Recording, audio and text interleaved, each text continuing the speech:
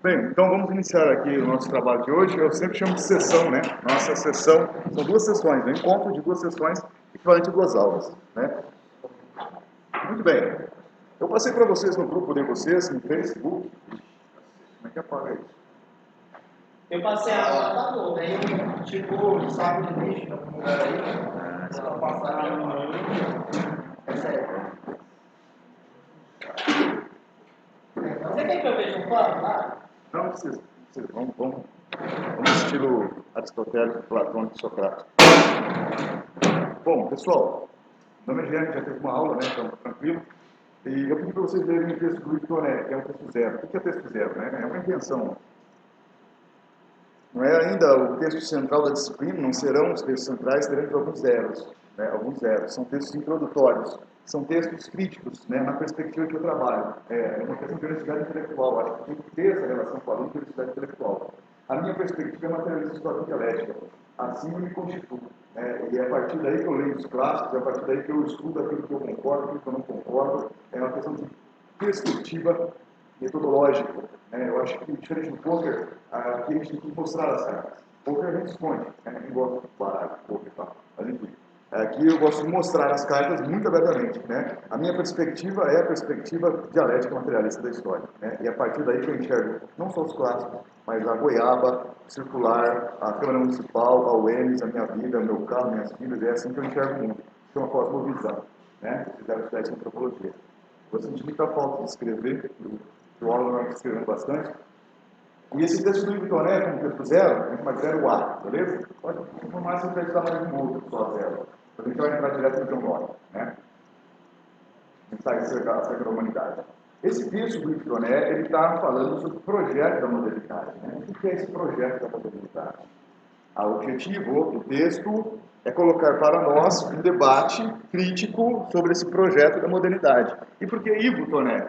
Bom, primeiro que é um cara que eu conheço, e segundo que é um cara que também postula da perspectiva vital de honestidade intelectual. Se vocês já leram, espero que todos tenham lido o texto, isso é uma condição sine qua non para que as aulas sejam decentes, fluam de uma forma bastante qualitativa. O Ivo Tonelli tem como princípio também esse lance da honestidade intelectual, E vocês se leram um texto já, e eu espero que sim, vocês já sacaram que ele faz a abordagem do projeto da modernidade, que é o projeto liberal, Eu acho que de forma bastante honesta, Sem simplesmente pichar ou fazer completagem, Embora isso sejam formas também de se manifestar, mas não é as que eu prefiro. E o Ivo também não, O Ivo ele apresenta com toda a seriedade o que foi esse projeto da modernidade. Nós temos uma obrigação muito grande aqui de início da nossa disciplina, que é entender esse projeto da modernidade. Tudo bem até aqui? Ele apresentou esse projeto da modernidade, você fala da Revolução Francesa? Exato. E pode ser que se expressa na Revolução Francesa. Mas também na inglesa, mas também na americana, na belga, Mas o foco central, a emblemática é a francesa. Tudo bem até aqui? Então, o que é esse projeto da modernidade? Antes de dar uma definição, eu queria conhecê-los um pouco mais, Não vou fazer igual ao colegial, eu primeiro, já fizeram isso, acho que os professores, quem você é, de onde você é, etc. E tal, a gente vai se conhecendo no processo de interação social. Mas eu queria ouvir vocês, eu vou fazer algumas perguntas para a sala, antes de entrar de sola no texto, O que é política para vocês? Nossa disciplina é Política 2, já tiveram uma Política 1, e lá vocês estudaram, até o John Stuart Mill, vocês me disseram, O que é política? Quem gostaria? Não gosto de expor os alunos também, ok? Mas eu peço sempre a participação daqueles que se sentirem à vontade para tal. O que é política para você que está no segundo ano e vai ser um cientista social? São futuros cientistas sociais, já estudaram um ano inteiro de política clássica e eu gostaria de saber o que vocês agora, como meus alunos, o que vocês já sacam de política? Ou seja, o que é política? Quem gostaria de participar? Mais simples da definição. Fique à vontade, a que você quiser. População. Por gentileza, só diga o teu nome, assim, e daí fala o que quiser. João, Otávio. Ok, João. Política, no entendimento, é população e anseio que altera ou simplesmente atua sobre a realidade da população. Ok, João, muito obrigado. Muito obrigado pela definição. Mais alguém? Sou ciência política, Política, ela também tem tudo. A gente costuma falar, acredito que a gente costuma falar que assim, os políticos são os grandes também, não.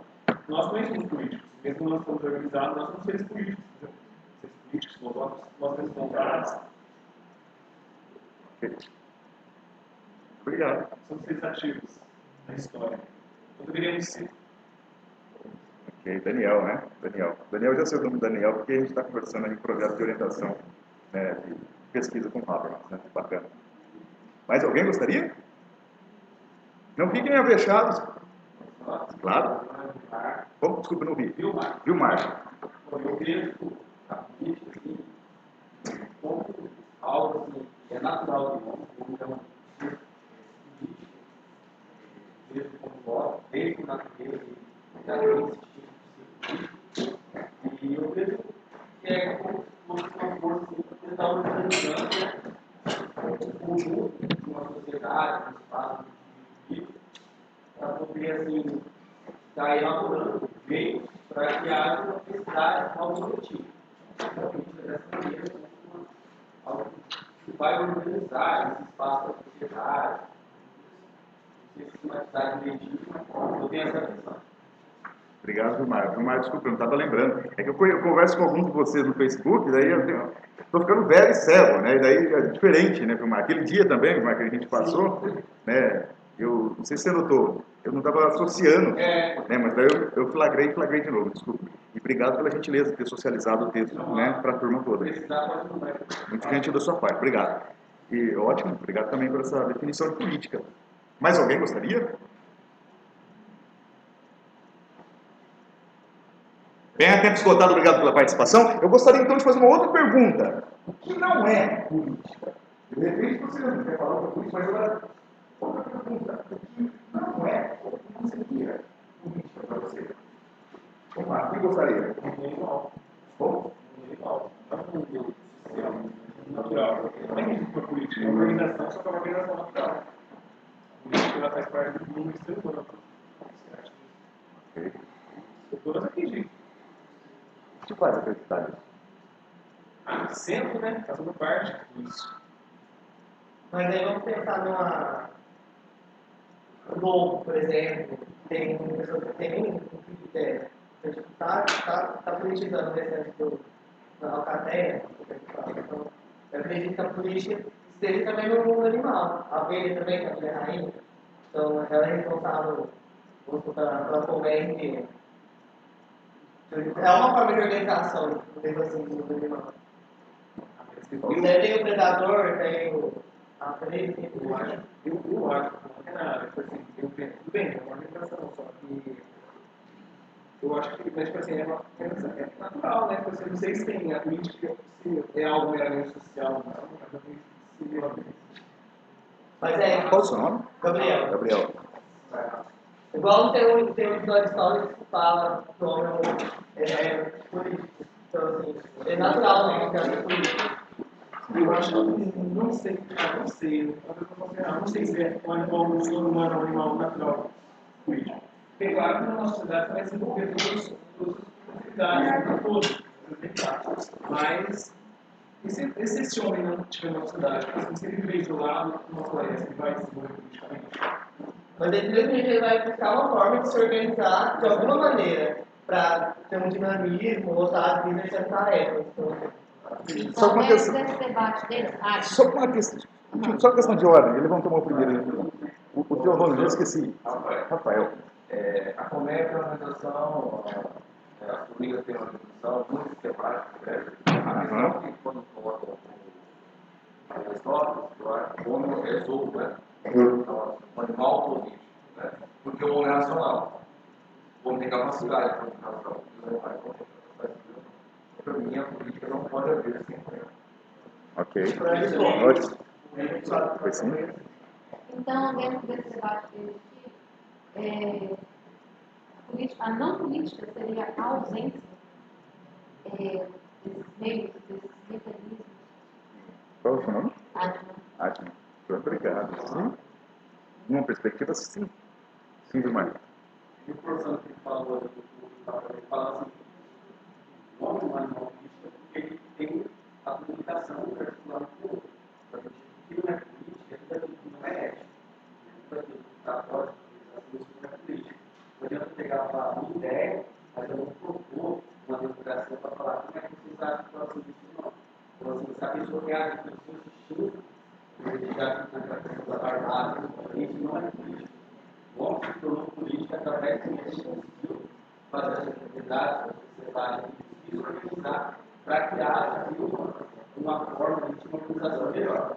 Assim, essa é a minha visão. Aquilo que não é ético, que está fora dessa sociedade, não é político para mim.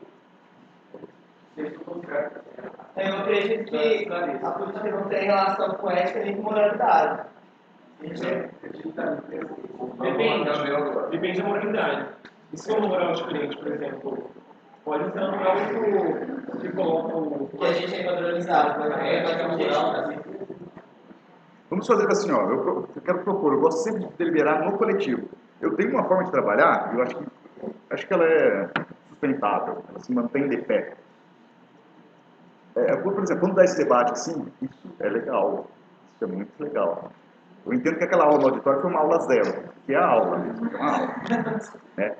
E eu proponho que a gente faça inscrições, se organize. É uma prática também do movimento estudantil. Né? Quando tem muita gente inscrita, para se inscrever, perdão, é importante que eu faça as inscrições aqui, etc e tal. Né? É primeiro dia, então vamos ficar tranquilo, porque é uma forma organizada de garantir que todo mundo possa falar. Tranquilos?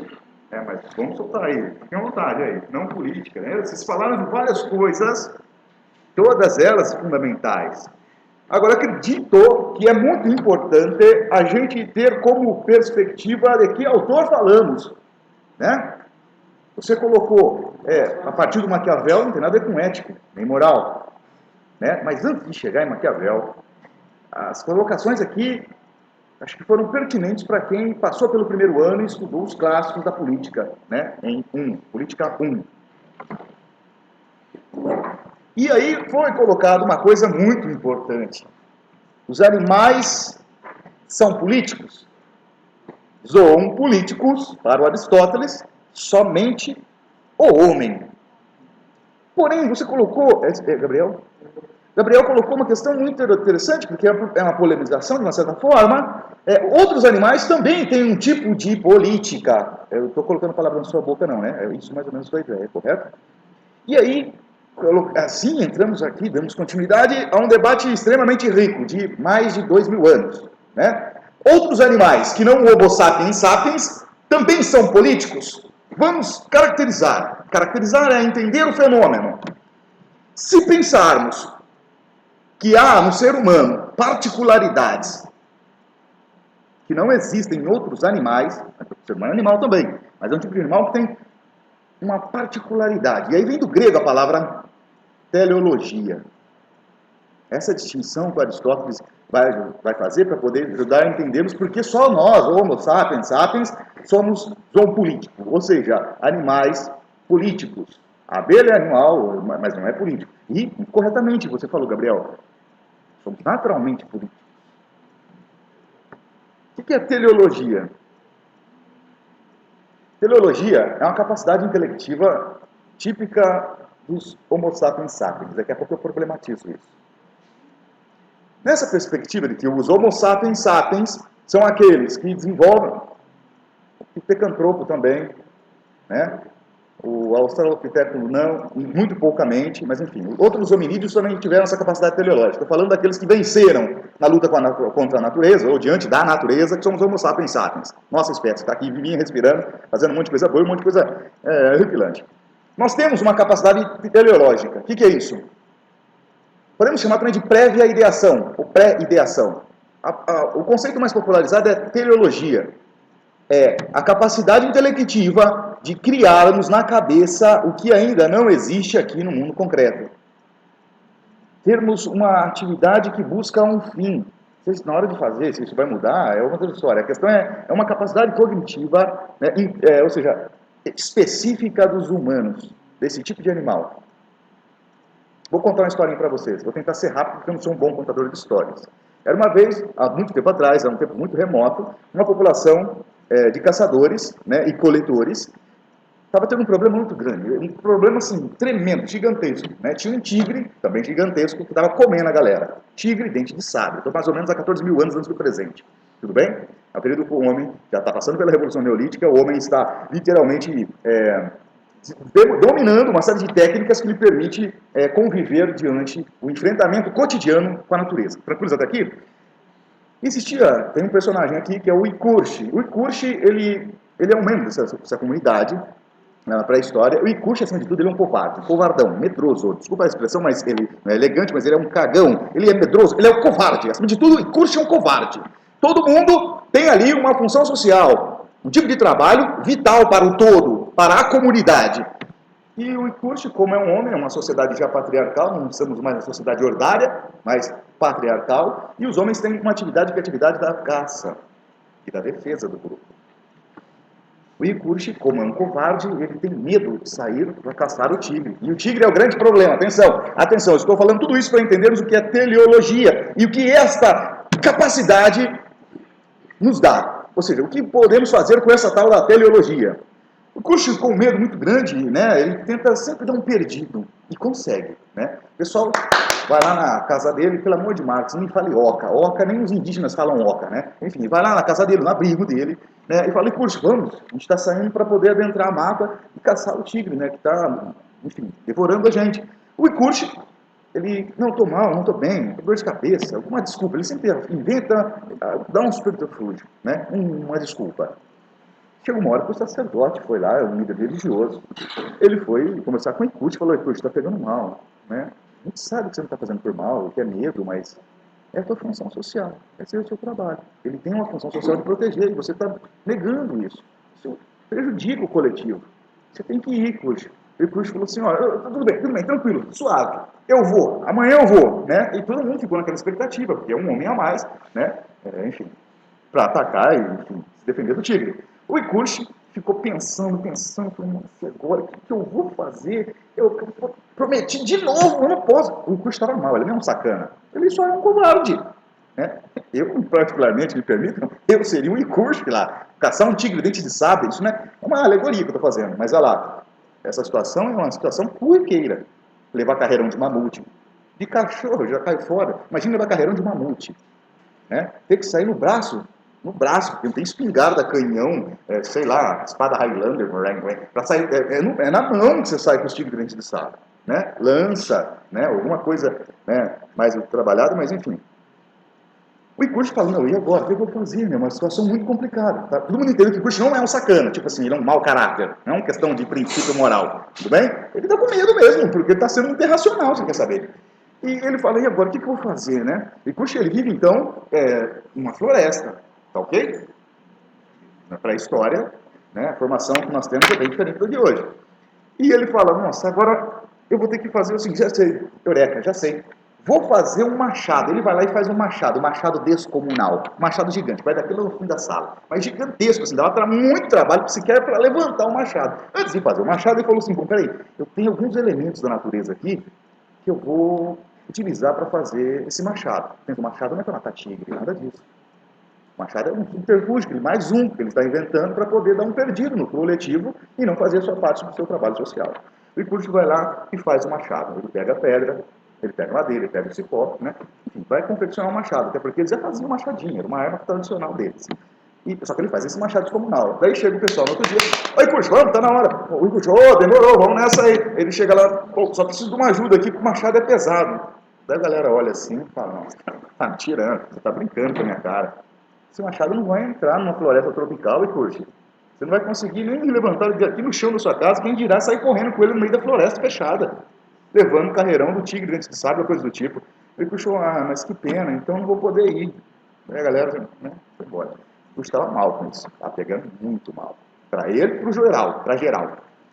Chegou uma hora que, sem querer, atenção para esses detalhes da história, que depois eu vou retomar ela analisando. Sabe? É uma alegoria, a princípio bobinha, mas que tem aqui um princípio didático importante. O Ikurshi, sem querer, sacou que aquele machado poderia servir para outras coisas. Ele, por exemplo, poderia ajudar na extração de coco, uma outra tarefa que um outro grupo social fazia, ou seja, coletar, né? Ou seja, o extrativismo. Você vai coletar o que já tem na natureza. E no caso, imagina, depois que levou um problema, seria levantar o machado descomunal. Depois de levantado, para poder pegar o coco, você não precisa mais subir, levar ferroadas de abelhas, etc e tal. Era só dar uns picotinhos. os cocos caíam, tal, isso aumentou a atividade extrativista do coletivo e aumentou a qualidade de vida do coletivo. E Kush ficou muito feliz, mas muito feliz mesmo. Imagina um cara feliz, mas faz ao quadrado, ficou muito feliz, né? Tanto que quando estava escurecendo, ele sempre ficava mais um tempo, até ficar de noite mesmo, né? A galera, puxa, vambora, já deu o horário. Não quero ficar mais, porque ele não era sacana.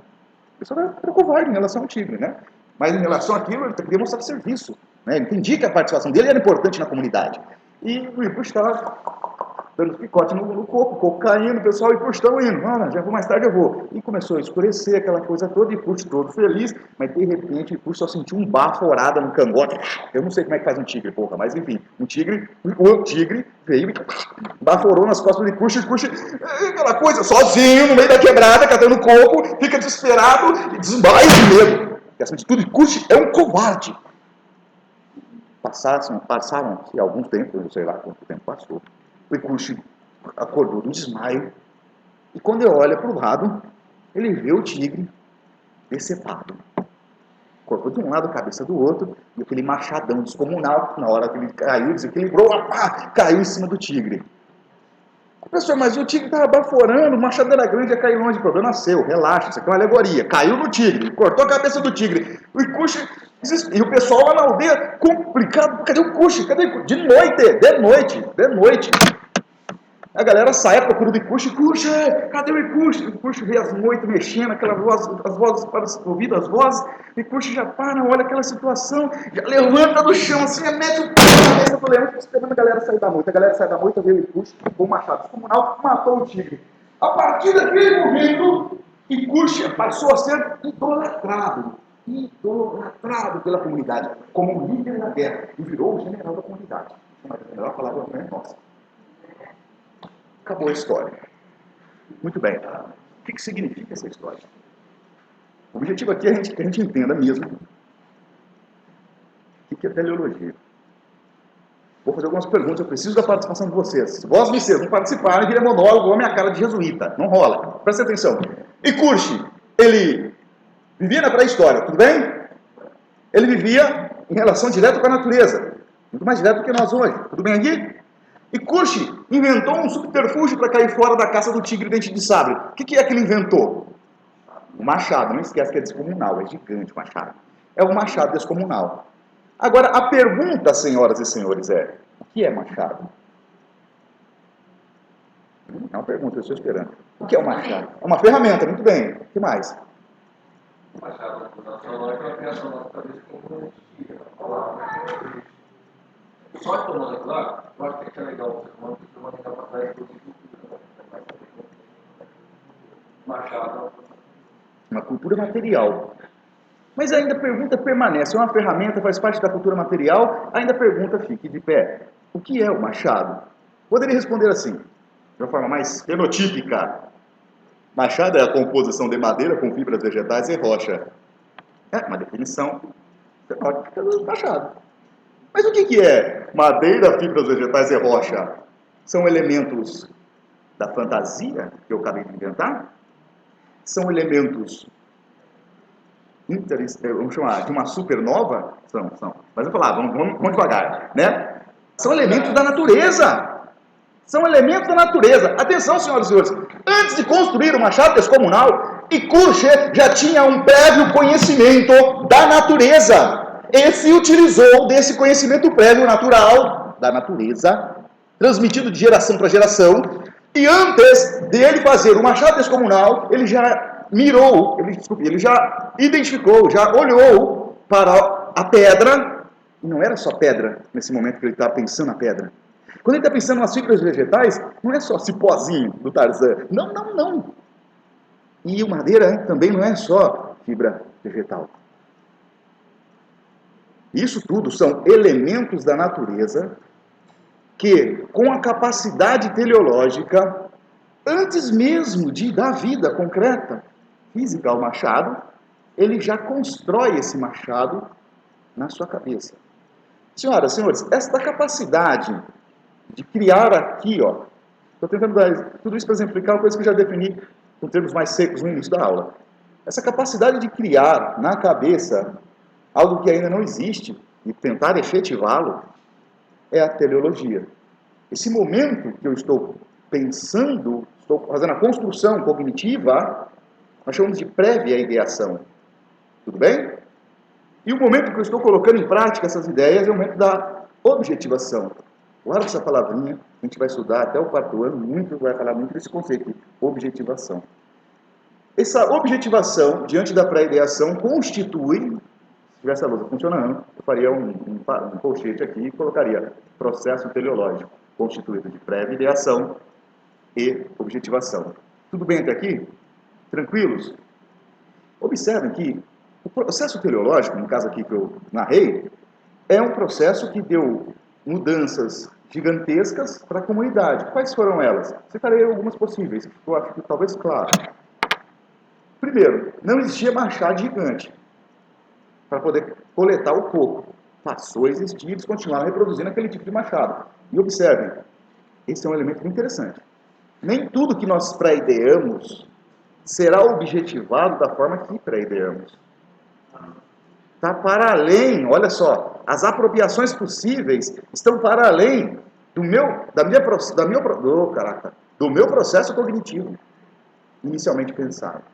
Tranquilos até aqui? O machado descomunal passou a existir naquela comunidade de um subterfúgio para um perdido na caça do tigre, passou a ser uma ferramenta nova, propositalmente sendo reproduzida para aumentar, continuar tendo uma certa produção, produção não, mas uma extração, atividade extrativista do coco.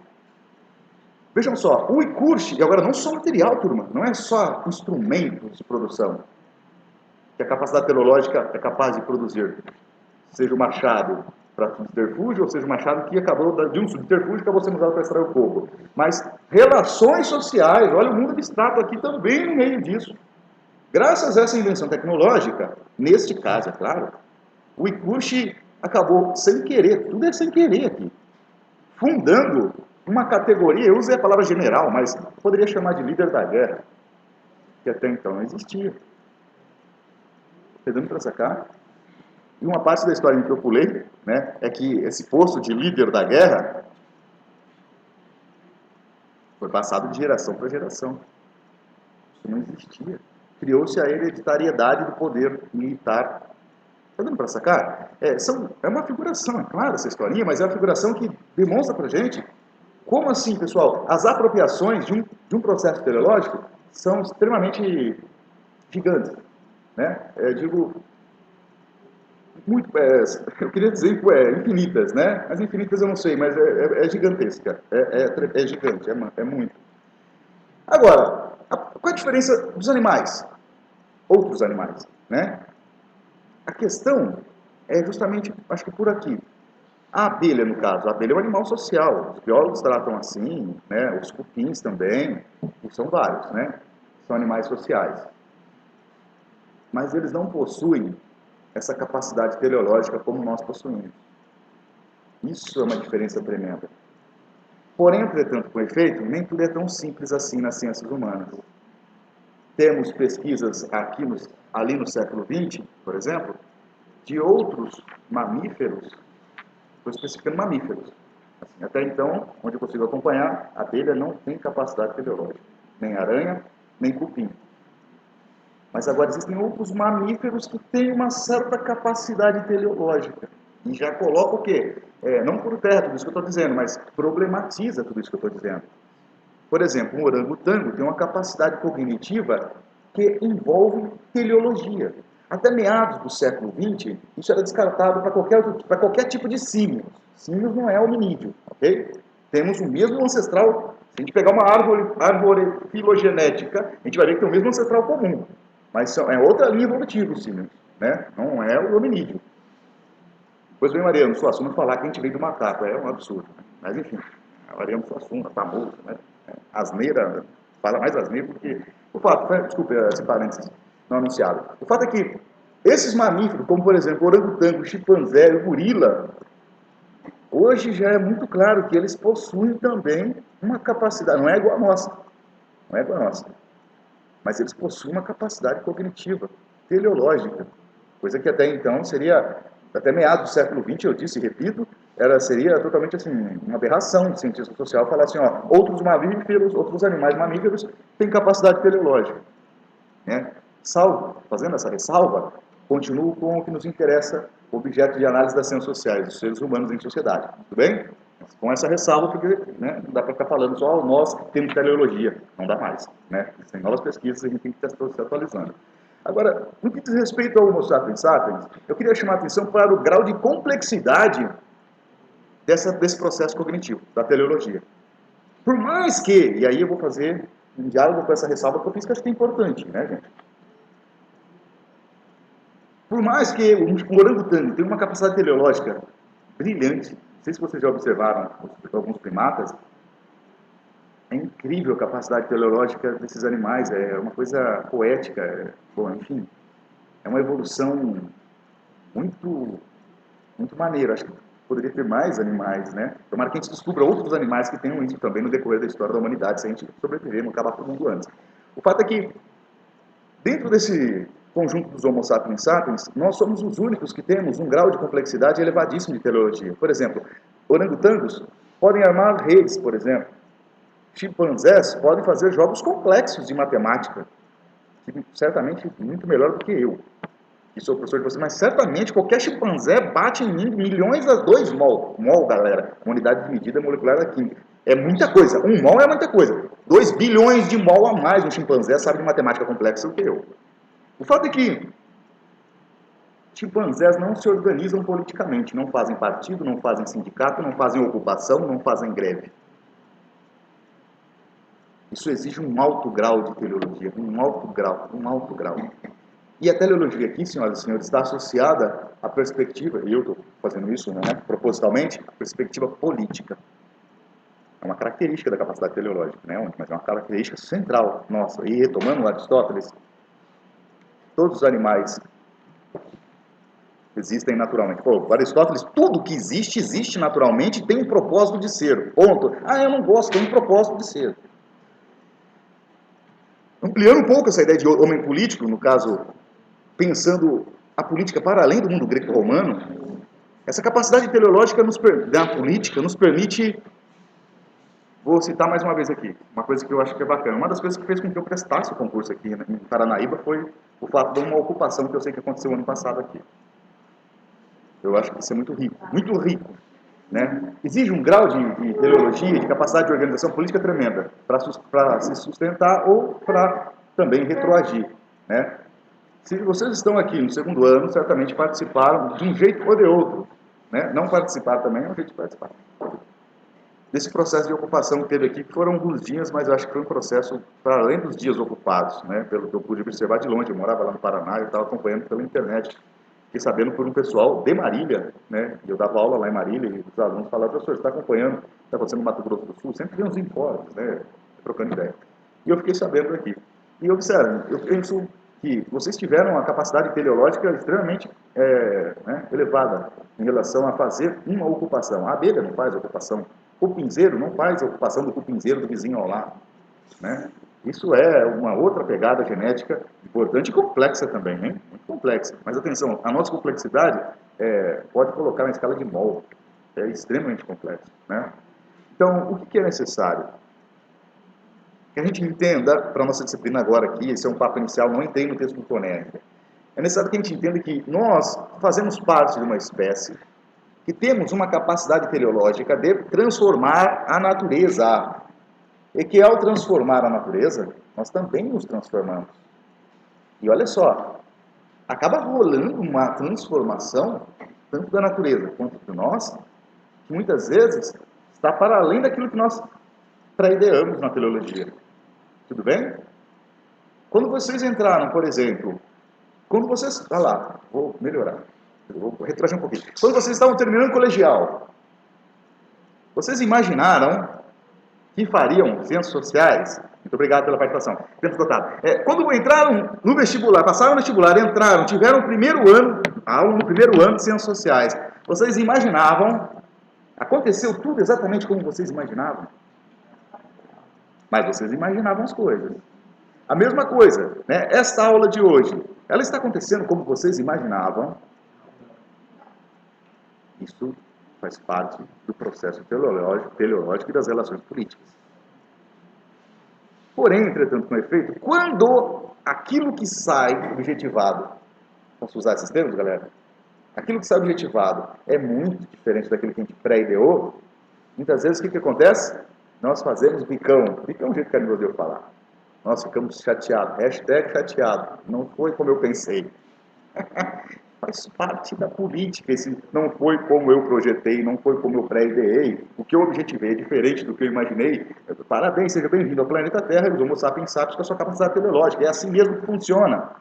Porém, entretanto, com efeito, quando nós pré-ideamos algumas coisas e as coisas saem muito próximas do que nós pré-ideamos, aí, hashtag eu estou vibrando. Né? Ou seja, a gente curte.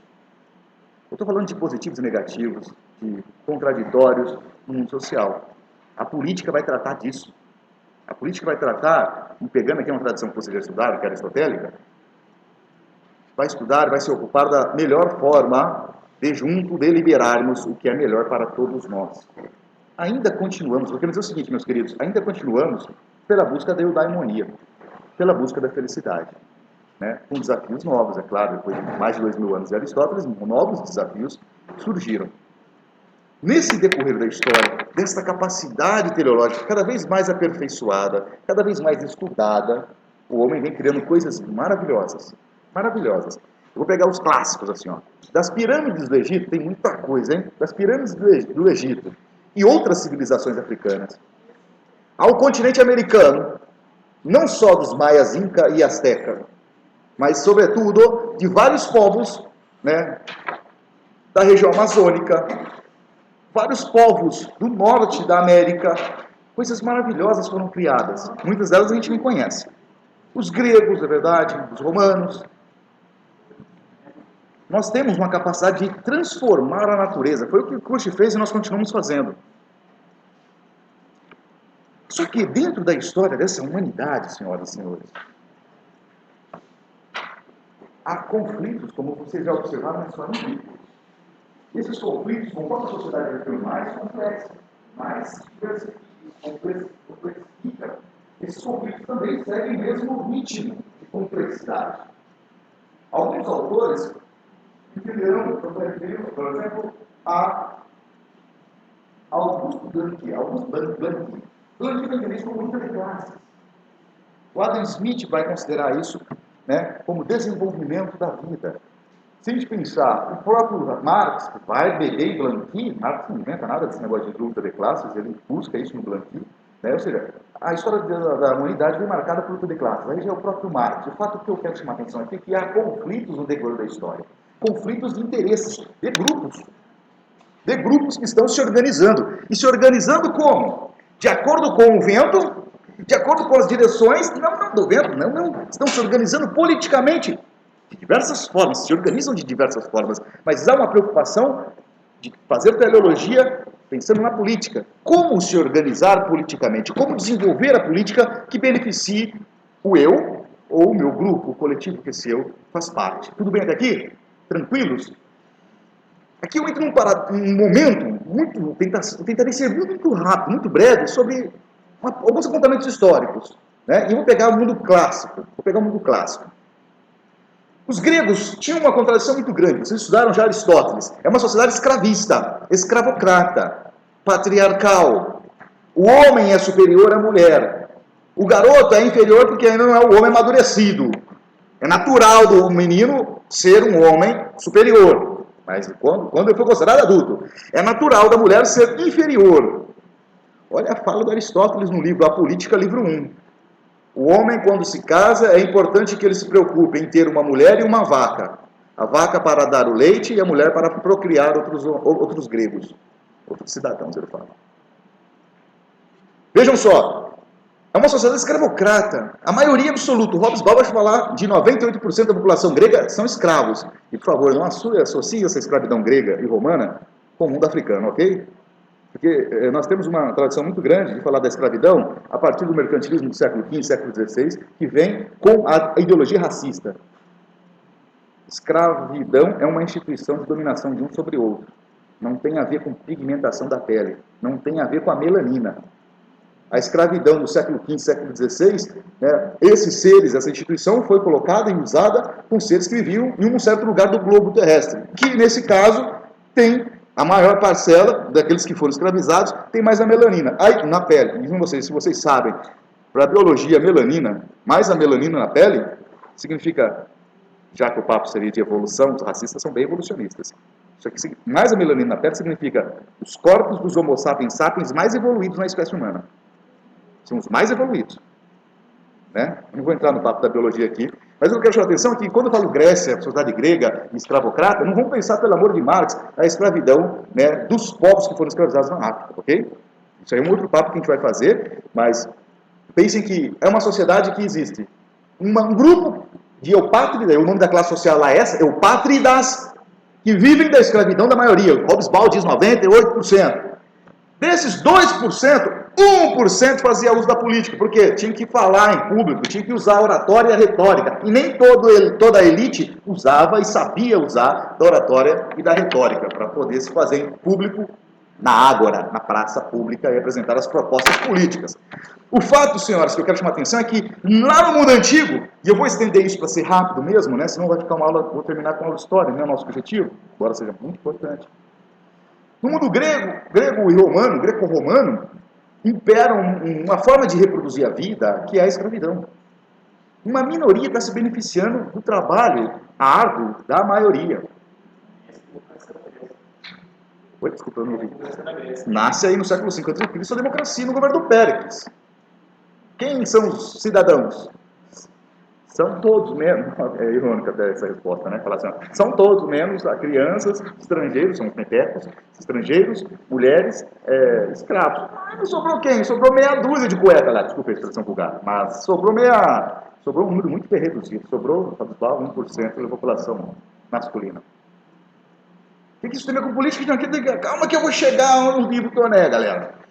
O fato é que essa instituição da escravidão perdurou por vários séculos. Né? E olhem que coisa contraditória, muita maturidade aqui. Segundo ano, eu não preciso ficar pegando pela mão como um colegial, né? Essa escravidão, graças a essa escravidão, olha a contradição, muitas coisas maravilhosas foram feitas. Mas lembrem-se, meia dúzia de seres humanos bebeu dessas maravilhas. A filosofia, estou citando Aristóteles, galera, livro 2 agora, né? Da instituição da escravidão. Ele vai falar, a escravidão é uma instituição muito importante. Graças à escravidão, algumas pessoas vão fazer os trabalhos braçais, considerado totalmente inferior. Não era coisa para o humano fazer. E o que era considerado superior, coisa para o humano fazer? A filosofia, a racionalidade. Por Marx, não joguem a filosofia, a racionalidade no lixo, por conta desse pensamento aristocrático do Aristóteles. Muita gente se frustra quando vai estudar Aristóteles, nossa, o grande Aristóteles. Não se iludam, o Aristóteles é um aristocrata escravagista. Ok? Ponto. Né? Porém, deu contribuições tremendas para a história da política no mundo até os dias de hoje. Tranquilos até aqui? Contradições. Há coisas maravilhosas sendo criadas, mas em cima de uma base social totalmente explorada e que está à margem dessas coisas maravilhosas que são criadas. Você tem, por exemplo, um momento pós-mundo greco-romano, isso aqui é muito europeu que eu estou fazendo, né? E eu acho que tem que ser assim mesmo, porque a política foi criada, nesse sentido que estudamos, pelos europeus. Então, vou fazer um recorte aqui, não dando foco na América, na África, na Ásia, mas sobretudo na Europa. Porque os nossos autores são europeus, né? Até então. Você tem o mundo medieval, que nós estudamos, vocês todos estudam história, né? Momento que foi considerado como Idade das Trevas. Opa, alto lá, né? Idade das Trevas é uma visão pejorativa do homem humanista do século XVI, quando ele olha para a Idade Média. A Idade Média foi um momento riquíssimo da arte gótica, do Império Franco, e do mundo islamita, de um retomar no campo dos estudos intelectuais, desculpe a redundância, dos estudos filosóficos, das obras do Platão e do Aristóteles, sobretudo por Agostinho de Hipona e Tomás de Aquino, para quem é católico aí entende que eles são santos, enfim, Santo Agostinho, Santo Tomás de Aquino, mas enfim, Agostinho, né, e Tomás de Aquino retomam, e nós só conhecemos, galera, isso que vocês estudaram no passado de Aristóteles, Platão, talvez, não sei se vocês conseguiram estudar alguma coisa de Platão, graças ao mundo católico, graças à preservação de manuscritos, né, que chegaram através do norte da África, sobretudo ao movimento da patrística, que era o movimento da Igreja Católica que estava se constituindo naquela época, os primeiros padres da Igreja Católica, e tinham a preocupação de tentar entender e sistematizar o cristianismo. O pensamento que os apóstolos já estavam pregando. É a terceira geração de Jesus Cristo, os apóstolos, Jesus Cristo morre, considerando que isso existiu. Jesus Cristo morre, os apóstolos existem, né, e vão pregar a palavra, né, e, enfim, vão pregar o evangelho. Tem uma segunda geração que está sendo, vamos chamar de aspas, muitas aspas, sucessores dos apóstolos, que estão aí organizando esses evangelhos, né? Não é só a Bíblia não, viu, galera? Está para além do texto escrito. São pessoas que têm uma perspectiva de montar uma ordem. E aí surge uma ordem, que é a ordem da patrística, que certamente depois vai ser sistematizada com a ordem agostiniana, que existe até hoje. Por exemplo, São José do Rio Preto tem o colégio agostiniano. Qual a perspectiva e a história desses colégios agostinianos? É a patrística, galera, século III depois de Cristo. É muita coisa, né? O que eu quero chamar a atenção é que há uma riqueza tremenda no mundo medieval. Mas atenção, porém, entretanto, com efeito, nem todos estão bebendo dessa riqueza. Quem é que está estudando Aristóteles e Platão, por exemplo, no mundo medieval? Os padres, o pessoal ligado à filosofia patrística, por isso que pai, né? Patrística, pais da igreja. É um número muito pequeno. Quem é que está, por exemplo, desenvolvendo a arte gótica? Maravilhosa. Vocês já viram a arte gótica, galera? Que negócio é lindo. Tem uma denotação, uma conotação religiosa, é verdade, mas é um avanço na arquitetura que aconteceu na Idade Média tremendo, maravilhoso. Mas quem bebe desse avanço? O servente de pedreiro que fez, por exemplo, a Catedral de Notre Dame, ele bebe de todo esse conhecimento em relação ao novo estilo arquitetônico, e parece que isso não se sustenta, parece que não, né? A questão é que, mais uma vez, um grupo seleto, né, bebe desses benefícios do desenvolvimento da história, mas sempre calcado no trabalho de uma grande maioria. O sistema servil, né? Você tem lá a população que vive na Terra, a população que está vivendo ali há séculos na Terra, mas não tem a propriedade da Terra. Você pode pensar, mas isso não tem muita importância, porque desde que eu vivo e passo a usufruto da Terra, é o que importa. Ok, mas equivocados. Por quê? Porque em um dado momento, esta terra será requisitada, o dono da terra requisitará esta terra para a venda. Isso vai estar acontecendo entre meados do século XIV, século V e século XVI. São os enclosures, vamos falar dessa forma na Inglaterra. Na Espanha, são os cercamentos, né? Ou seja, são a venda das terras. Você que viveu ali, olha o salto que eu dei. Vocês estão sacando o salto que eu estou dando? Do mundo medieval, estava falando até agora há pouco, século III a.C., já foi para o século XV, 1400 e bolinha, século XVI, 1500 e bolinha, né? Bolinha não dá, coloca no 501 em diante, vê que tá certo. Ou seja, nesse processo que a tua família há séculos vivia numa terra, para atender as necessidades do mercado, e aí vamos entrando na nossa disciplina com calma, para atender a ideia de liberdade mercantil, ou seja, o dono da terra, ele entende que agora é interessante vender essa terra, e não mais ficar criando, por exemplo, produzindo batatas. O que ele vai fazer com esse servo? Ele vai falar, então, amigo, muito obrigado, a partir de hoje não precisamos mais dos seus serviços. E esse servo vai para onde? Vai procurar algum lugar. E, no caso, vamos para os burgos, né, para as cidades. Burgos, cidades. O fato é que nós temos aqui uma série de transformações na história da humanidade. E todas que eu estou apresentando aqui é no sentido de redundar no mundo liberal, né? Na possibilidade, então vejam só, comecei com teleologia, querendo falar dessa capacidade humana, uma coisa intrínseca da nossa espécie, pelo menos dando ênfase à nossa espécie, a capacidade de transformar, então, de pensar e transformar o mundo e a natureza, criando coisas maravilhosas, riquíssimo. Um escravo tem a mesma capacidade teleológica de um dono de escravo na Grécia Antiga, está claro isso para vocês? Porém, uma parcela bebe disso, uma parcela vai realmente sentir, vai poder se dedicar à filosofia, né? Quem é nos alunos de Sócrates? Eutífron, por exemplo. Quem é Eutífron? É o dono do, vamos chamar assim, é o filho do Basileu de Atenas, né? Uma espécie de prefeito, ou um rei. Está dando para sacar? É um grupo aristocrático. É a aristocracia que está tendo acesso a esse conhecimento historicamente acumulado. Embora só se consiga isso com a contribuição da maioria da população, que não bebe, que não vai estudar. Quem acha aqui que um escravo grego estudou no Liceu de Aristóteles? Não estudou, moçada. Não estudou. São raríssimos os filósofos que foram escravos. Tem no mundo romano um escravo que foi um filósofo e é muito importante, e até hoje ele é marginalizado por conta dele no ano passado, há mais de 2000 anos, ele ter sido escravo. É o Epicteto. Vocês estudam filosofia, mas não é um curso de filosofia, nós somos uma graduação de ciências sociais. Mas eu sugiro que procurem conhecer esses filósofos, no caso, um filósofo escravo que é Epicteto, né? Esse filósofo ele é muito interessante porque ele faz uma análise crítica na contramão de toda a filosofia aristocrática do período romano, né?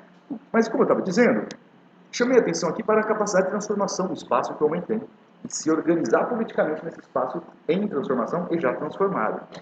No século XV e XVI, uma nova ordem está surgindo, né? E a gênese dessa nova ordem que está surgindo, nada de seita aqui, hein? Ordem, eu digo, forma de organizar a vida, que está surgindo no século XV e XVI, ela está sendo engendrada ali atrás, século XIV, século XIII, século XII, lá no meio da Idade Média. Eu estou falando, por exemplo, do Renascimento do século XIV, vamos localizar. Na próxima aula eu trago uns lápis aí, melhor aí, é importante que vocês anotem isso, né? Isso aqui é uma fala da aula 0, que nem está no texto, né? No século XIV é um renascimento comercial, não é nascimento, olha o R na frente de coisa, né? Grego, do latim coisa. É um renascimento, é uma replicação, é uma retomada da atividade mercantil. Isso é muito importante para a nossa disciplina, porque ela vai criar nesse momento se desenvolve um projeto político vinculado à classe que desenvolve o comércio e que está retomando, né, esse comércio no século XIV. Eu estou falando aqui da classe burguesa, até falei isso lá no auditório, naquela aula 0, né, que vão tentar fazer o quê? Colocar uma nova forma de organizar o mundo. E eu disse lá no auditório que eu estou lembrando, né, se um burguês vivia num burgo, né, no século XII, dissesse assim, e disseram, temos muitas cartas sobre isso, nós precisamos mudar essa ordem feudal, né? Provavelmente seria motivo de riso. Como você está propondo tirar o poder político das mãos do senhor feudal, do nosso senhor? Não falava assim, senhor feudal, gente. Esse negócio é que depois a gente estudou essa época e chamou de senhor feudal. É my lord que falava, né, em algumas partes da Irlanda, da Inglaterra. É meu senhor, né? E o feudo é uma fazenda, é um latifúndio. Né? Ninguém falava assim, então, meu senhor feudal. Isso é uma fala moderna, né? Para se remeter esse período da história. Mas o senhor feudal, questionar o poder do senhor feudal é uma utopia tremenda. E para adiantar, nós já sabemos, né? Essa utopia não era uma utopia, eram condições concretas, gente. Eram condições reais. Muito bem lembrado. Muito bem lembrado. Só que eles só vão ter as três funções lá no século XIX, né? Eles vão acumulando todas as materiais para isso. O projeto da modernidade, sim, né? Mas a burguesia um pouco antes, Daniel, porque ela vai tomar o poder antes do 19, né? Observem só, muito bem lembrado, né? É um pecado. Muito bem. O fato é que nós já sabemos que essa classe social que vinha se formando, estou sendo generoso de chamar de classe do século XIV, tudo bem? Mas é ali, o germe da classe burguesa está ali no século XIV, com as guildas, com os burgos, com o renascimento comercial, com o renascimento urbano, isso tudo vai potencializando. Então, atenção, quando falamos de ascensão, projeto burguês, projeto da modernidade, eu disse lá na primeira aula, e vou falar de novo, não é um livro. É um processo histórico, turminha. Quando a gente se refere a processos históricos, nós estamos falando de uma coisa de longa duração. Tem um historiador francês chamado Fernand Braudel, ele vai chamar de l'homme du ré. O que é esse troço? Isso não é frescura, ficar só falando francês para fazer mentireza para aluno. É uma categoria que o Braudel desenvolve, extremamente importante nas ciências sociais, para que a gente possa entender os processos na longa duração.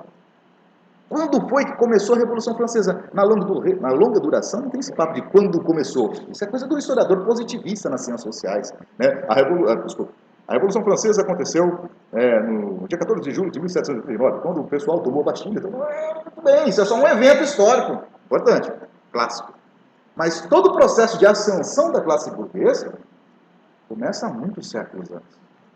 E isso é uma ousadia, entender essas processualidades históricas na longa duração, uma ousadia. Por quê? Primeiro que nós não temos muito tempo para fazer isso. E exige tempo para dedéu, tempo de leitura, tempo de questionamento. Mas o que nos interessa para a aula de hoje não é o debate necessariamente metodológico, mas é uma apresentação, uma breve explanação da minha parte em relação a essa longa duração que vai, nós já sabemos hoje, inquestionavelmente levar, hoje inquestionavelmente, na época não era totalmente questionável, que vai levar a burguesia ao poder. Mas observem o que aconteceu antes da burguesia chegar ao poder, por exemplo, na Inglaterra, na Bélgica, que foi o primeiro lugar, depois Inglaterra, Estados Unidos, França, e França foi o mais forte de todos.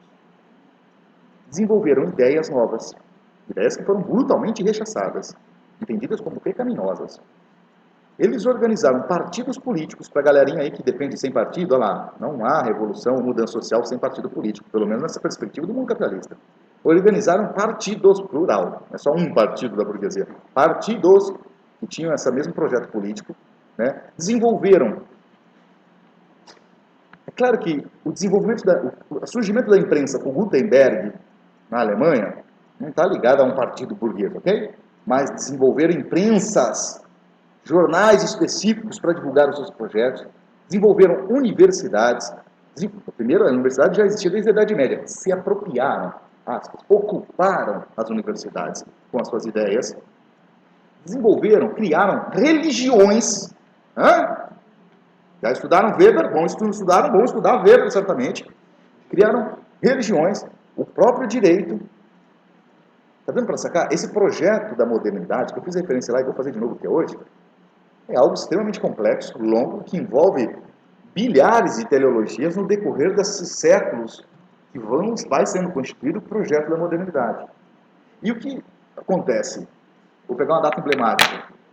No ano de 1688, na Inglaterra, quando a burguesia inglesa toma o poder realmente da monarquia, é uma pitada do que ainda viria a acontecer. Que é uma pitada do quê? De que nós estamos vencendo. Nosso projeto se constituiu. Não porque tem um John Locke defendendo o liberalismo, vamos chamar assim, a liberdade política, a igualdade política.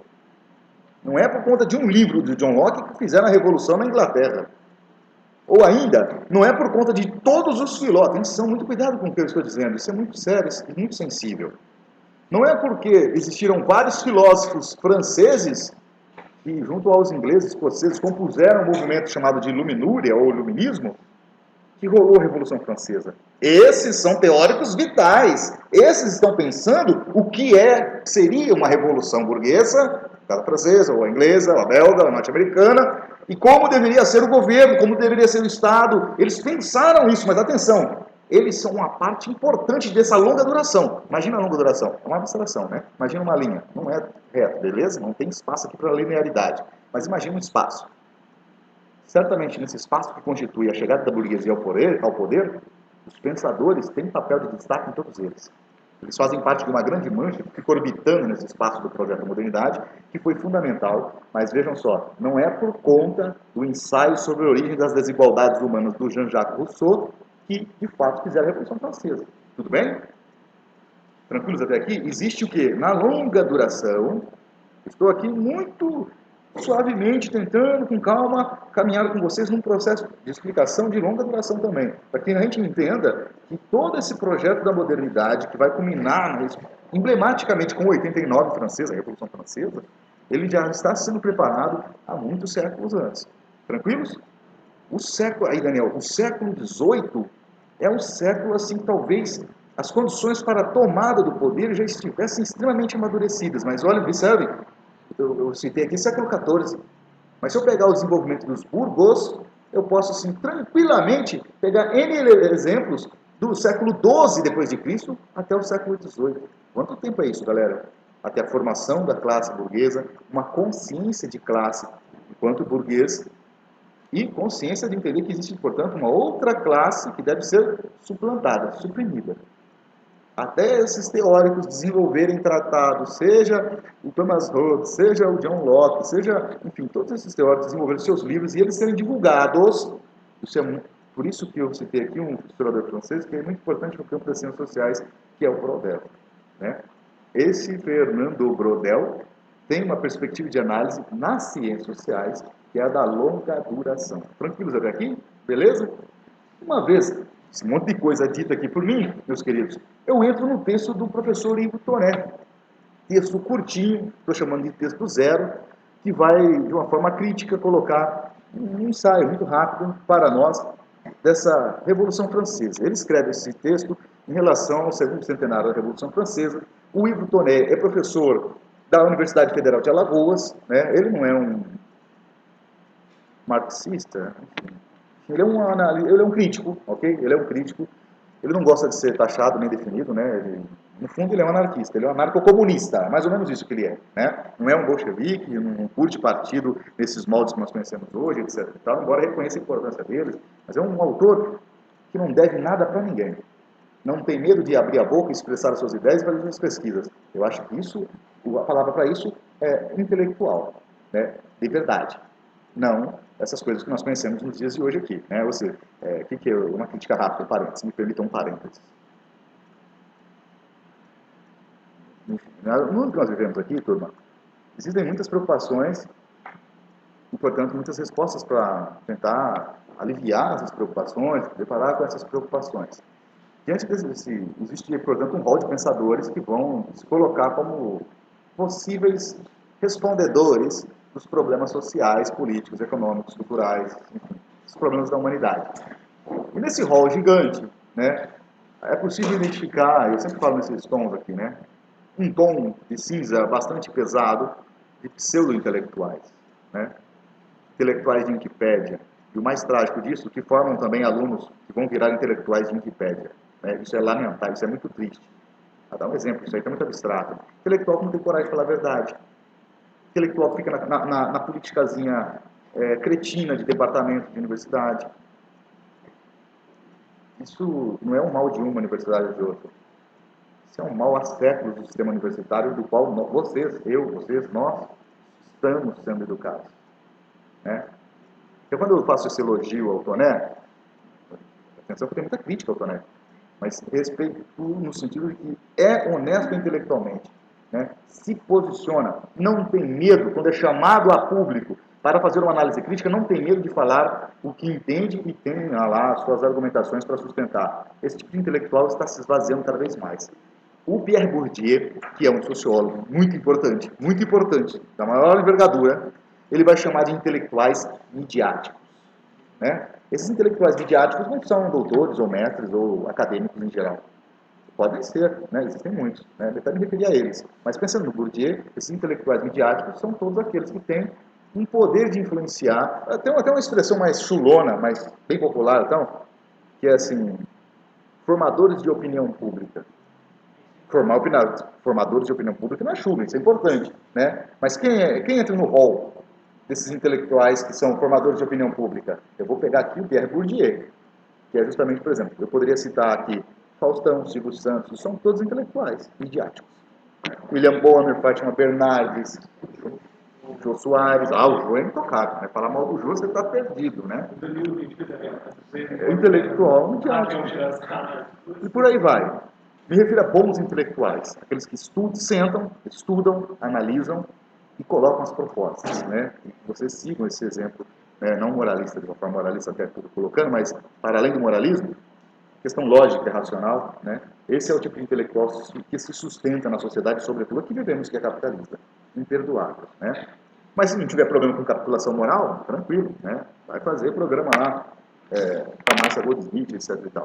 A questão é que o cientista social no Brasil, nem para isso. Na França eles são muito chamados, os cientistas sociais participam das cadeias de emissoras, etc e tal. No Brasil, quem faz análise sociológica no dia a dia, do cotidiano, por exemplo, na França, você tem lá ciências sociais. Na França, história não é separada das ciências sociais. Aqui no Brasil, mais que a gente tenha uma apagação de pau gigantesca para os franceses, para os europeus em geral, no Brasil a gente separou a história. História é uma coisa, graduação em ciências sociais é outra. Né? Na França não tem essa parada, é tudo ciências sociais. Né? E eu vou ser bem enfático. A área mais organizada politicamente, de mais influência na sociedade das ciências sociais na França é a historiografia, é a história.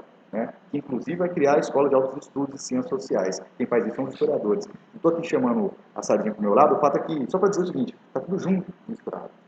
Aqui em Paranaíba é muito interessante que vocês estudam bastante história, pelo que eu observei da grade. Né? Isso é muito legal. Mas tem lugar que nem privilegia a história, pessoal. No sentido, é obrigatório estar na grade, tem que colocar uma disciplina lá de 60 horas no máximo. Aqui vocês estudam bem história, isso eu acho muito legal. Mas voltando, né? Ou seja, você tem toda uma preocupação, por exemplo, de trazer, no caso de Paris, por exemplo, levar às emissoras de TV historiadores, cientistas políticos, antropólogos, etnólogos. Aqui no Brasil, quem faz análise do dia a dia, quem que é? Datena, Ratinho, assim, é lamentável. E eu estou me referindo, então, a esses pseudo-intelectuais, a essa turminha, beleza? Que influencia a opinião pública. Né? Datena fazendo análise sociológica. Tem que mandar matar, tem que mandar desse jeito. Não sei se mandar matar talvez resolveria, mas o fato assim não, sim, a análise deles, claro. Sim, análise deles. Claro, né? O que eu me refiro aqui é Tem que que matar, tem que colocar a cabeça para esse cara desse o fato jeito. aqui é que o Ivo Toné não dá nesse naipe, né? Ele está tentando então mostrar para nós algumas perspectivas sobre o conceito, ou seja, a ideia de projeto da modernidade. O que é esse projeto da modernidade? É todo esse conjunto que eu falei até agora para vocês, constituído durante séculos, portanto, na longa duração, que vai levar a burguesia ao poder no século XVII na Inglaterra, né, e no século XVIII na França. Ele se refere ao século XVIII francês. Nós falamos 89 francês, referência à data, né, que aconteceu a tomada do poder e depois a constituição do poder da burguesia. O que significou essa chegada na burguesia? Significou, na leitura dele, uma emancipação política, né? E é justamente a emancipação política que o John Locke sempre pregou, sempre achou que era importante para superar o quê? O mundo feudal, aquelas relações sociais calcadas no poder da nobreza, onde o poder espiritual, religioso, e o poder temporal, o poder político, se misturavam na figura do autocrata, do rei, que mandava, falava-se assim, um só Deus, uma só lei, um só rei, né? Os iluministas vão abarrotar com isso e falam, não, isso está errado, isso está equivocado, né? É necessário que o poder político seja, olha a coisa que eu vou dizer, seja separado do poder religioso, para garantir que todos sejam iguais perante a lei. Um pouquinho mais alto, por mais.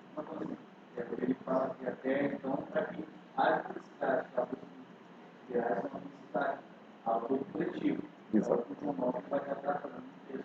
Exato, perfeito, exatamente. É interessante, então, que a gente ficou a essa apresentação, já tem que a política sempre está evoluindo para que haja felicidade ao coletivo a todos. Exato. Por isso que até então, a monarquia privada favorecia só ele, não favorecia a todos. É onde entra o John Locke, assim por diante variou. Uma nova proposta de contrato, né? E observem, mas pensando então, essa burguesia chega ao poder, contrapondo uma ideia de política que é totalmente diferente do direito consuetudinário, direito que é passado de geração a geração, de forma lenta, de forma paulatina. Agora, é um contrato social moderno, constitucional, né, propunha o Locke, por exemplo, em que as pessoas são iguais perante a lei. Porém, o Ivo Toné está fazendo a crítica de tudo isso, né? Teve escrito depois, é claro. Então ele está dizendo o seguinte, olha, por mais que os liberais chegassem ao poder, o que eles conseguem colocar, e foi o que a burguesia fez, é a emancipação política, a igualdade política perante a lei. Mas a igualdade econômica e social ficou de fora. O Ivo está falando, o Ivo Toné está falando dos limites do projeto da modernidade. Eu acho que é interessante para a gente conhecer o que era proposto no projeto da modernidade. A crítica a gente vai fazer no ano que vem, né? Embora o Ivo já apresente ela. Mas aqui é importante desse texto para nós aqui como texto zero, é para a gente entender o que propunha os revolucionários, a palavra é essa, hein? Não tenham medo dessa palavra, os revolucionários burgueses. A burguesia que propunha a revolução e a fez, estava propondo liberdade, vai dizer aqui, o lema do iluminismo, né? O iluminismo é mais do que essas três coisas, mas um lema que sintetiza é liberdade, igualdade e fraternidade. Mas sem se enganar, é liberdade econômica, igualdade política, no caso jurídica, né? E a fraternidade seria a união entre as várias classes sociais. Muito bem, senhoras e senhores, essa questão da liberdade, igualdade e fraternidade, o Ivo também vai dizer, isso aí é algo extremamente revolucionário para o século XVII, século XVIII. Por quê? Porque não existia isso no mundo feudal.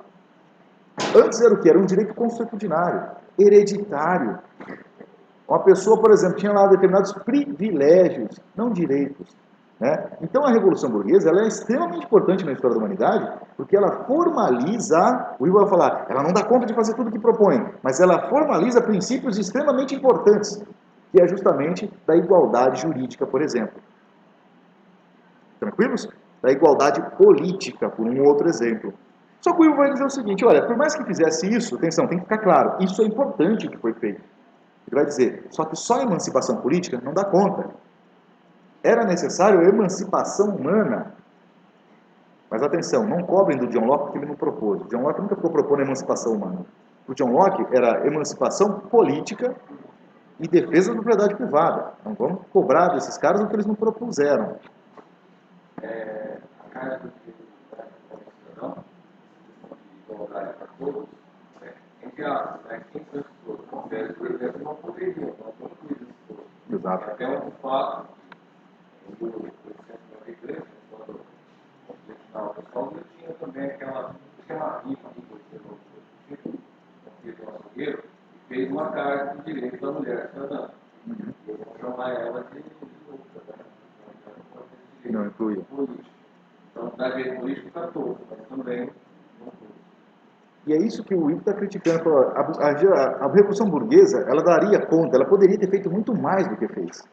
Atenção, o que fez foi importante. Salto qualitativo na política tremendo, né, em relação ao mundo feudal. Mas tem limites tremendos, né? Poderia ter dado saltos maravilhosos. Não inclui a mulher na Declaração dos Direitos do Homem Cidadão, né, dos franceses, né? Todo lugar que fazia independência colocava uma carta desse tipo de direitos, tá? Então não confundam.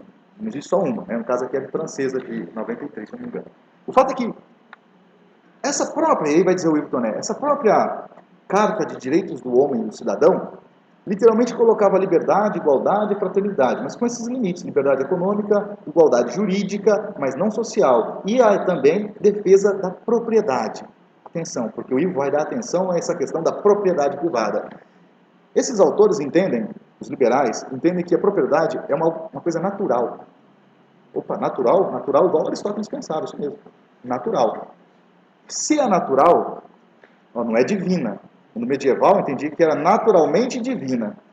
Os liberais que fizeram a Revolução Francesa, né, ela é só natural, não divina, mas é natural. Olha que coisa doida. Isso é um apontamento crítico que o Toné faz, dizendo o seguinte, olha, por mais que propusessem elementos de caráter universal para toda a humanidade, a própria Declaração de Direitos do Homem e Cidadão restringe a um grupo só essas perspectivas de evolução, eu digo no sentido de melhor vida, uma vida melhor, uma vida mais emancipada politicamente, né? Ou seja, defende, não toca no caráter da propriedade privada e não faz uma universalização, portanto, dessa propriedade, e aí não toca então o quê? Nas mazelas sociais, que continuaram existindo.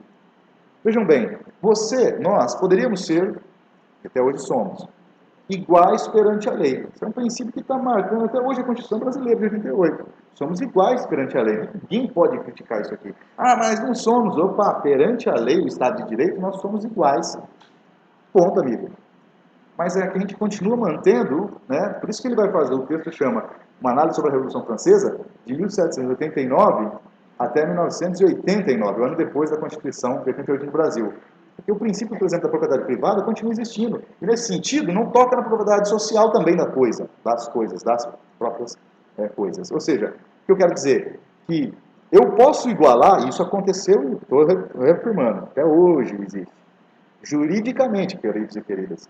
Mas socialmente, se eu não toco na questão da propriedade, não é nem uma emancipação política. Nenhuma emancipação política. É uma formal emancipação política. De fato, nenhuma emancipação política conquistou. Por quê? Se não toco na propriedade, somos iguais perante a lei, mesmo direito que é o meu, é o seu também, parto do pressuposto que tem um direito de defesa tal qual você, tem os mesmos direitos. Mas sabemos que não é assim. O Ivo está dizendo, desde 89 francês, não é assim. Né? Porque a maioria do proletariado e do campesino, a maioria não são nem proletários, são campesinos na França, né? Eles continuam vivendo sem propriedade, sem casa, continuam vendendo força de trabalho, né? E na hora, por exemplo, de um julgamento, eu vou pegar uma fala dos nossos tempos, dos dias de hoje. Quem é que consegue se sair melhor? Perante a lei, todos têm as mesmas condições. Mas, de fato, essa é a crítica do Yves Toné. De fato, aquele que possui mais propriedades tem mais condições de fazer uma melhor defesa. Isso até hoje. Isso até hoje. Vamos lá, sei lá, eu sou professor, ganho R$1.000 por mês. E aí, com os R$1.000, isso determina a minha sociabilidade no mundo da mercadoria, correto? Com R$1.000 eu me viro nos 30. Posso fazer bastante coisa, um monte de coisas medianas, posso fazer pouca coisa. Agora, daí eu estou num litígio jurídico, diante do direito somos todos iguais, eu e a parte que constitui o litígio, só que a outra pessoa, por exemplo, sei lá, não sei, a família Daniel, que é uma família que eu sei que tem um histórico aqui de dominação gigantesco das propriedades em Paranaíba, né? Mas eu sou da família Daniel, então é da tua família mesmo que eu estou falando. O fato é que A igualdade jurídica, olha lá, vai ficar numa mera formalidade. Porque a capacidade de procurar melhores advogados, consultores, tudo bem, não preciso nem gastar tempo com isso, correto? Tem? Bem claro. Né? Isso é fato. Agora, vejam só, perante a lei somos todos iguais. Isso é um formalismo para nós hoje. Mas atenção, o Ivo Mutoné, aí reside a honestidade do Ivo. Ele vai dizer, vindo de um universo medieval, ele aponta esse limite, que já existia lá, mas vindo lá em perspectiva, da onde está vindo, onde estavam naquela hora, naquele momento, século XVIII, é revolucionário. Ele fala progressista, e eu acrescentaria, é revolucionário. Porque você cria condições de se respaldar em algo, galera. Um contrato que seja jurídico, uma Constituição, um Código Penal, no caso. Antes, o que era antes? Antes era o direito consuetudinário. Onde estava escrito lugar nenhum. E quem é que te julgava? O teu senhor. Você entrou no litígio com o primo dele, que é senhor do dono de um outro feudo lá. Né? E tudo julgado em nome de Deus. Nossa, isso é poderoso. Não sei se vocês sabem, mas até pouco tempo, nos julgamentos do tribunal, instituído pela Revolução Burguesa, etc. e tal, você fazia o juramento com a mão na Bíblia. Sabem por que faziam isso? O nobre não precisava jurar com a mão na Bíblia. Nem pedia, porque o nobre tem o quê? A palavra. Só a palavra basta. Tá, eu estou na Europa. Calma que eu chego aqui no Mato Grosso do Sul, chego em São Paulo, chego no Brasil. Chego na América Latina. O servo tinha que colocar porque ele, a princípio, naturalmente, ele já tinha uma tendência natural a ser imoral. Isso é o mundo medieval da moralidade. Maquiavel vem para poder de sola, meter o pé em tudo isso aí, mas olha lá, antes do Maquiavel. Então, nesse sentido, dentro de uma lógica jurídica dessa, galera, a revolução, vou chamar aqui, a emancipação política é um avanço, e vai dizer o Toné, tremendo, revolucionário. Né? Mas isso, vamos pensar os desdobramentos para além da Revolução Burguesa, Revolução Liberal. Né? Até hoje, eu não sei, hoje eu não sei, viu? Eu não sei. Hoje eu não sei. Há 40 anos, eu sei. Você entrava num tribunal de júri e falava, em nome de Deus, prometo dizer a verdade, só a verdade, nada mais do que a verdade. Esse é o texto literal. Em nome de Deus, Estado laico. Tem a partinha do laico, que o pessoal ignora, mas né? Tem a partinha, não é a partinha, é uma essência, é um conceito central, é o Estado laico. Mas daí se ignora. Câmara dos Vereadores. Eu fui aqui em Paranaíba, primeiro dia. Um dia que eu não dei aula para vocês, ironicamente. Não sei. É uma segunda-feira. Não lembro mais o dia que era. Era um dia que não teve aula aqui. Eu fui para casa, daí estava ouvindo rádio, e estava transmitindo ao vivo uma sessão da Câmara Municipal. Eu falei, vou colar lá, vou conhecer, ver como é que é, né? E fui até a Câmara Municipal. Óbvio que eu já esperava encontrar umas coisinhas, né? Uma das coisas que eu encontrei, que eu já esperava encontrar, porque sempre encontro em todas as câmaras municipais do Estado laico de direito brasileiro, é aquele grande crucifixo atrás da mesa diretora, né? Abençoado por Deus. Bom, aí são as anomalias, né? Mas você não acredita em Deus? Eu não estou entrando nesse papo, não. Eu estou falando do Estado laico. O Estado laico não pode ser guiado nem por Deus, nem pelo capeta. É guiado pela ciência política. Tudo que esse pessoal que está com o poder político formal na mão, não faça. Foi assim, claro.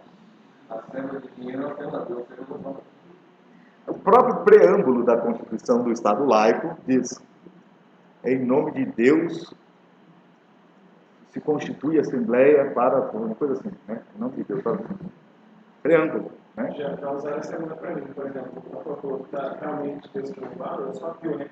Aí o pessoal falou, mas não pode dar o dinheiro? Eu falei assim, o quê? Eu falei assim, como não volta dar o dinheiro? Não deveria dar o dinheiro.